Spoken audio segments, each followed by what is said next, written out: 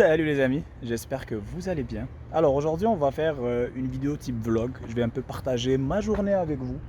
En sachant que en ce moment sur ma chaîne j'ai plein de sections différentes. Vous avez remarqué, des fois j'écris Drift Event, projet de la E30, des fois il y a des car reviews. Et là on va attaquer un peu des vidéos comme ça, vlog que je ferai de temps en temps. Je partagerai ma journée avec vous, ce que je fais et tout.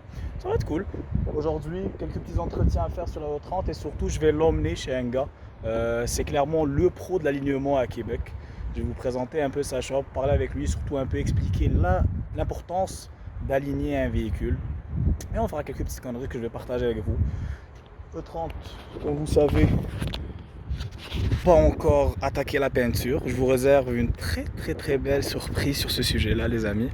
Un joli body kit, comme j'avais dit dans la toute première vidéo, faire une conversion de portes, souder les portes en arrière et tout.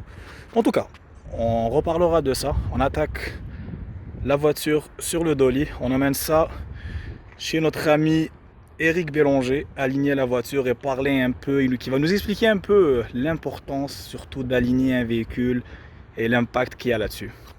A tout de suite les amis.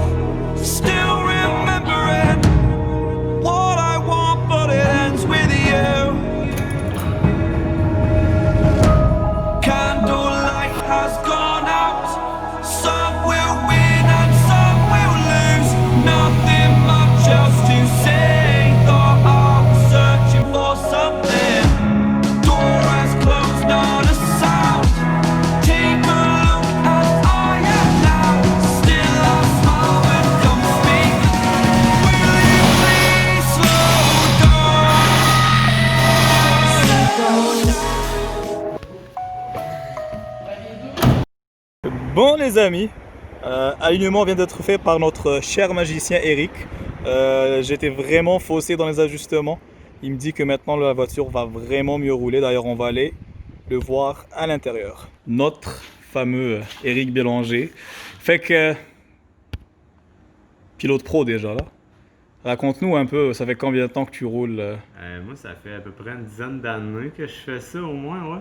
Ok, fait qu'on s'entend que tu connais un peu la matière. Ouais. Fait que ça, c'est combien de temps que tu l'as, la voiture en telle? Ça fait au moins 10 ans. Shit, c'est un bébé. Ouais. Moi, mon char, ça fait à peine 3 ans et je peux pas trop m'empêcher de le laisser partir. Fait que il était catastrophique, tu me disais tout à l'heure. Ouais, ben on avait beaucoup d'ajustements à faire au niveau de taux camber. Le taux était vraiment off, mais de vraiment partout, l'avant, Ok, fait que l'arrière. pour expliquer plus facile, mes roues en arrière étaient plus Ouverte. en arrière, vers l'arrière. Vers l'arrière, ouais, c'est ça. Qui Ouais, donne- pour une BM 30, ouais, on va dire était par l'arrière. Qui donne pas beaucoup de drift. Non, ben ça fait un véhicule qui veut tout le temps s'échapper parce qu'il y a tout le temps une roue qui veut partir vers l'extérieur par où ce qu'on drift. Fait que En fait, le cul de la voiture va toujours vouloir partir à lui seul. Ouais, c'est ça, Il va pas être plus, il va pas suivre le devant. Non, c'est ça, exactement. Ok. Il va être plus dur à contrôler, fait que ça prend plus d'expérience pour avoir le contrôle du véhicule. Ok, plus Plus difficile. dur à conduire, ouais. Fait que ça, c'est un. C'est comme ce que j'expliquais au début de la vidéo que aligner un char va vraiment aider que la voiture, de 1, va vite et de 2, se comporte. Ouais. Elle est moins traître en quelque sorte. Effectivement. Et exactement juste ça. une petite explication dans les roues en avant, qu'est-ce que vous faites vraiment pour la drift en avant? En avant, ben souvent, comme toi, tu as un kit qui rélargit la largeur de ton véhicule. On va aller chercher beaucoup d'angles sur les roues, le carrossage ou le camber, comme on peut dire. Qui va faire en sorte qu'il y a plus En fait, explique un peu quand on drift, Quand pourquoi on a du camber, ouais, c'est quand ça? on drift, on arrive, mettons, au bout d'angle de notre crémaillère. Les roues ont tendance à virer à l'envers. Fait que donc, on perd du contact patch, la patch du pneu au sol. Fait qu'en ayant du camber, quand les roues viennent cramper, on utilise le pneu complet. Fait qu'on garde La l'adhérence surface au va sol. vraiment aller Ouais, mordre. c'est une question de sécurité. Ok, ben, j'ai vraiment hâte d'essayer ça, sincèrement. Ben, on va afficher ton Instagram juste en dessous. Ouais. Et tu as aussi une page qui représente aussi la shop que tu as. Ouais, alignement Et BMS. parfait. Est-ce que vous faites juste de l'alignement ici ou? Ici, on fait de la mécanique spécialisée dans les véhicules importés. Ok. Mécanique générale, troubleshooting. Puis on a la spécialisation pour l'alignement custom ou de rue ou de char exotique. Parfait, fait que vraiment un char, quelqu'un qui veut modifier son char, qui veut aller se mettre un kit de suspension à grandeur, fait que vous l'installez, vous le réglez, vous l'alignez à grandeur, il sort ça, le char, il doit... Okay. Exactement. Ben, on a aussi hâte de te revoir là, faut que tu viennes rouler là. Oui, on va travailler pour. Parfait, merci bien, bye bye. Allez. Bon les amis, alignement vient d'être fait, vraiment un bon gars Eric, sincèrement. Il explique, il m'a tellement expliqué plein de choses et tout, vraiment un vrai passionné là, quelqu'un qui partage beaucoup. Là on va déposer la voiture au garage. Alors ce que je vais lui faire, ça serait un changement d'huile, ça lui ferait bien, après 2 événements, un bon changement d'huile. Je fais tout ça parce que dans 2 jours il y aura un méchant événement.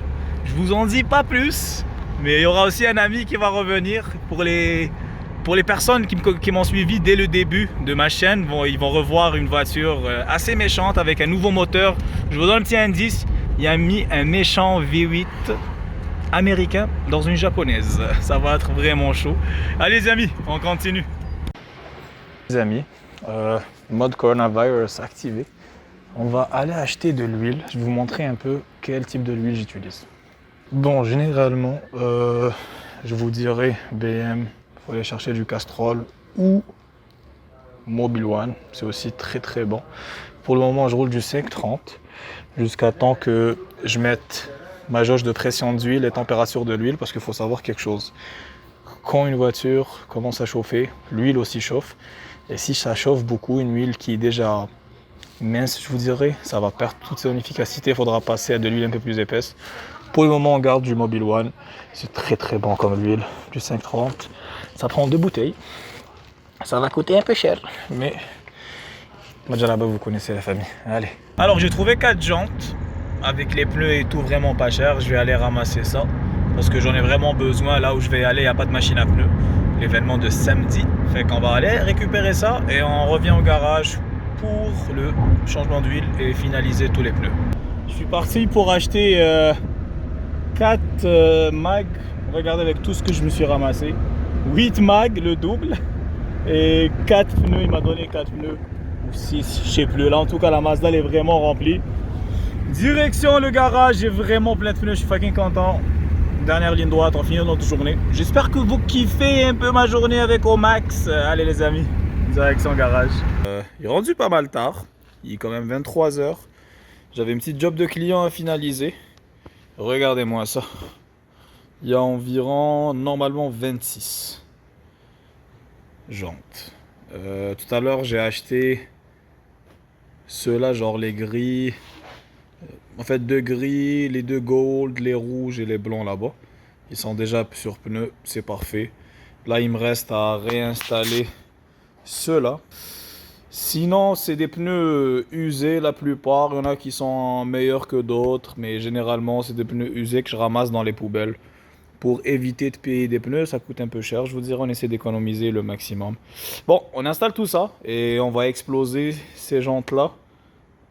Et celle-là, ça va être assez sympa. Let's go les amis.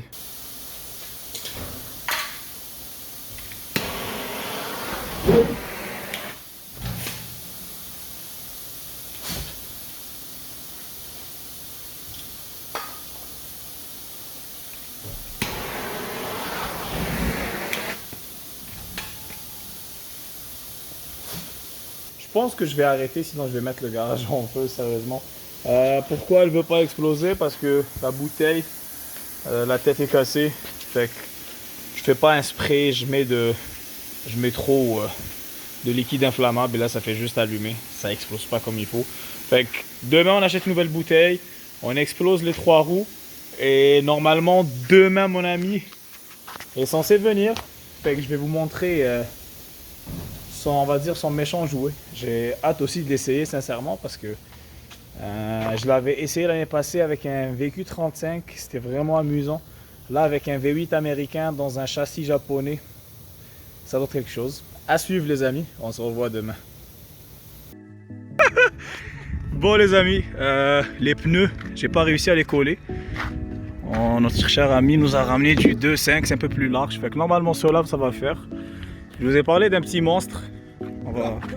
On va faire un petit tour et sachez que Espérant que les images vont être assez violentes une fois que ça sera sur circuit. V8 américain.